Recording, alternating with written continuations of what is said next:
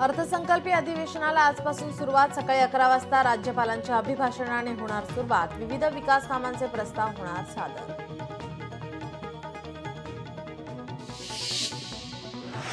सोमनाथ सूर्यवंशी आणि लोकनेते विजय वाकोडे यांना न्याय मिळावा म्हणून भीमसैनिक विधिमंडळावर धडकणार. राज्यभरातील आंबेडकरी अनुयायी आझाद मैदानात सकाळी 11 वाजता राज्यव्यापी आंदोलन करणार.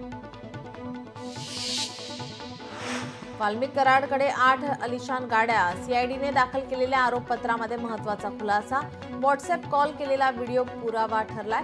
जो व्हिडिओ कॉल करण्यात आला होता तो मुकारपंथी नावाचा जो ग्रुप आहे या ग्रुपवर करण्यात आला होता आणि तोच व्हिडिओ कॉल या आरोपपत्रामध्ये महत्त्वाचा पुरावा ठरलाय. मालवणच्या राजकोटमध्ये छत्रपती शिवाजी महाराजांचा पुतळा उभारण्याचे काम आजपासून सुरू.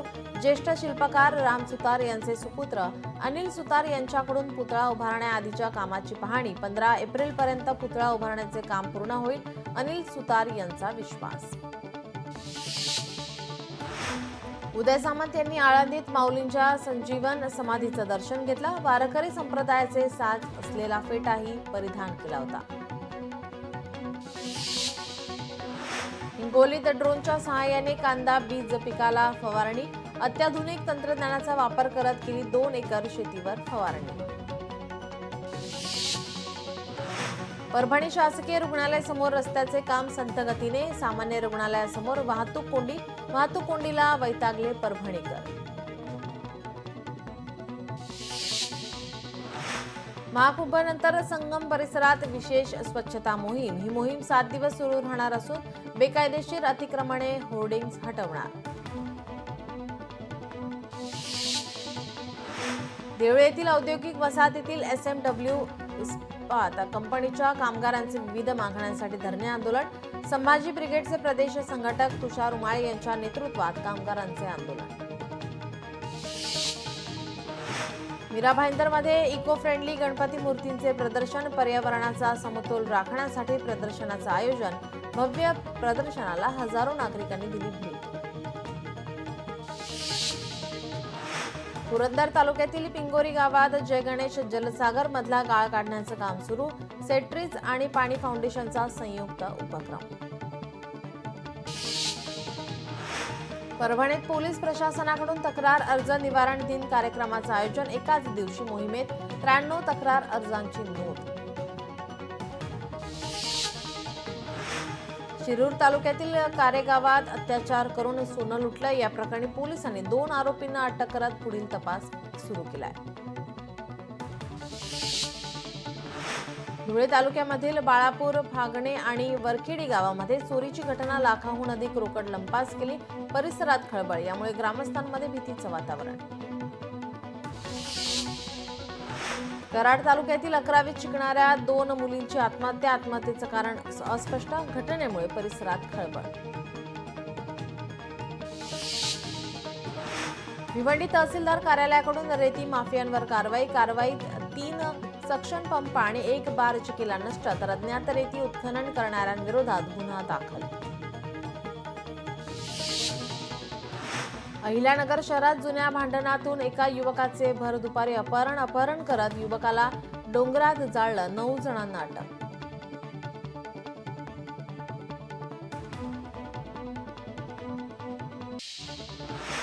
परभणीमध्ये वाळूच्या टिप्परच्या धडकेत विद्युत पोल वाकले. दुर्दैवाने कोणतीही जीवितहानी नाही, परंतु टिप्पर चालकामुळे ग्रामस्थ त्रस्त झाले.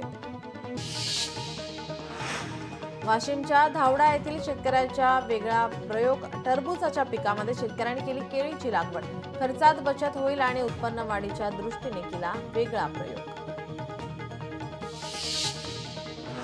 वाशिमच्या रिसोड तालुक्यातील आसेगाव ते कोयाळी रस्त्याची दुरावस्था. खड्ड्यांमुळे नागरिकांना त्रास, मात्र प्रशासन याकडे करते दुर्लक्ष.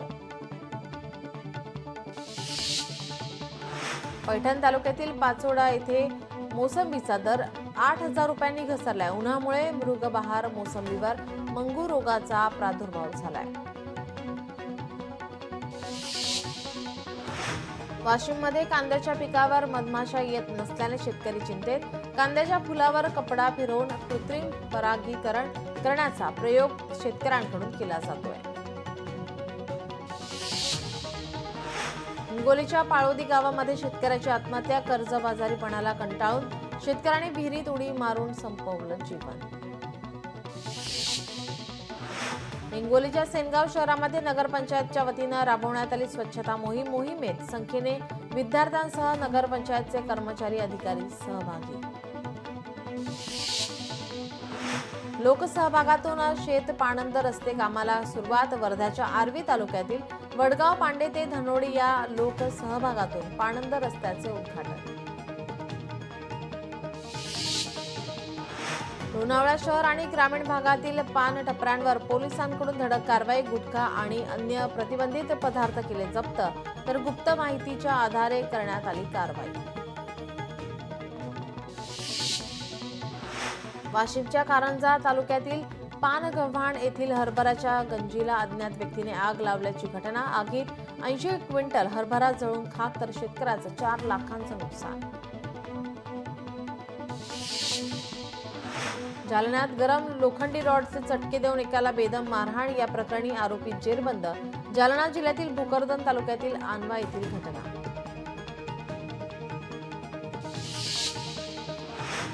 कार आणि दुचाकीच्या अपघातात हॉटेल कामगाराचा जागीच मृत्यू. पंढरपूर शहरातील हॉटेल अहिल्या धाब्याजवळील घटना. हॉटेल कामगार घराकडे जात असताना घडली दुर्घटना. परभणीत वाळू चोरी विरोधात पोलिसांची कारवाई. वाळूची वाहतूक करणाऱ्यांना पोलिसांनी घेतलं ताब्यात. कारवाईमध्ये 46 लाखांचा मुद्देमाल जप्त.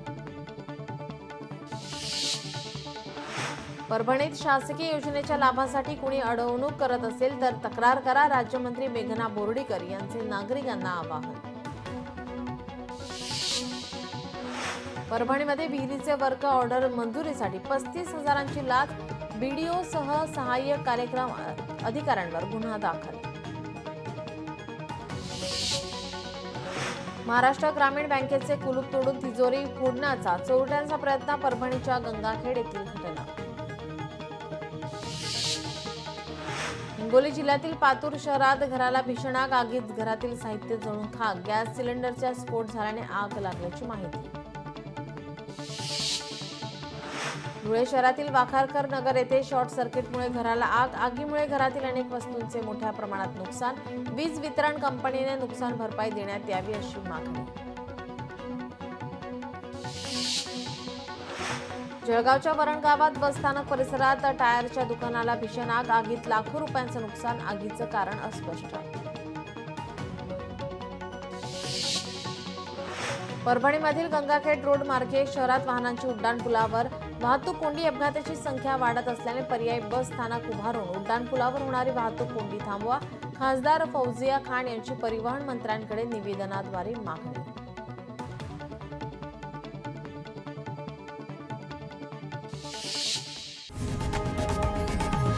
लोकशाही मराठी ऐका, पहा, जागरूक रहा.